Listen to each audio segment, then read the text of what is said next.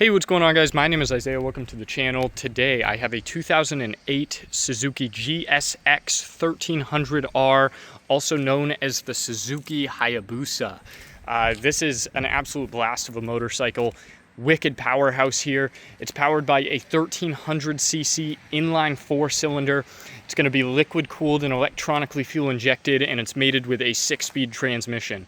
Bike is just an animal, an absolute blast to ride. Tons and tons of power. It's a very smooth throughout the whole RPM range, which is one of my favorite parts about this bike. And yeah, really just a blast to ride.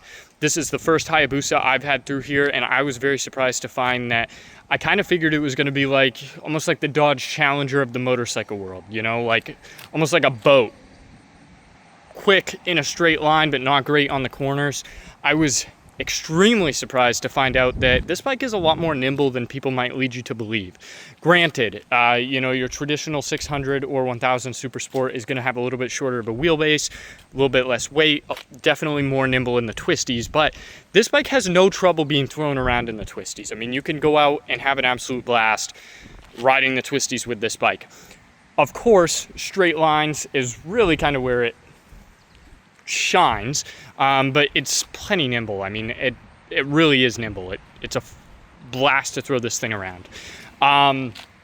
This one's got some stuff done to it. It's got the sliders, it's got the rear sets, it's got the aftermarket Yoshis on it, but very, very nice colorway from Suzuki. This is the original colorway, original fairing tier.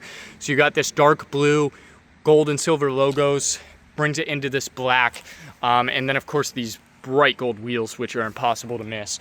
I love it. I think it's absolutely gorgeous. This one also has the aftermarket blue and gold seats to match, which of course makes it even more gorgeous. But yeah, that's the specs on the bike. I'll show you guys the controls. Pretty basic, your typical Japanese sport bike controls over here. It does have a mode selector. Now, when you initially fire this bike up, it is going to default into A mode, but you can use the selector switch here to put it into B or C mode, which will dumb down the throttle response a little bit.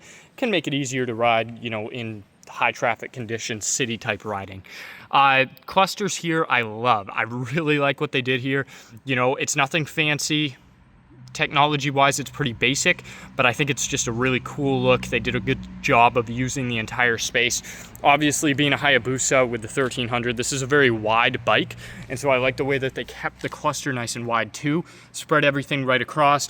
You got your gas gauge, RPM, speedometer, as well as your temperature over there, and then in either of the corners, you've got your blinkers, shift indicator, your other blinker, and your high beams. And then right in the middle, you got a gear indicator. You could see your mode select there on the right, and then your odometer. Really, really well done. I just like it. It looks clean. It gives you all the information you need, but it's not overly busy. Let's go ahead and fire it up for you guys.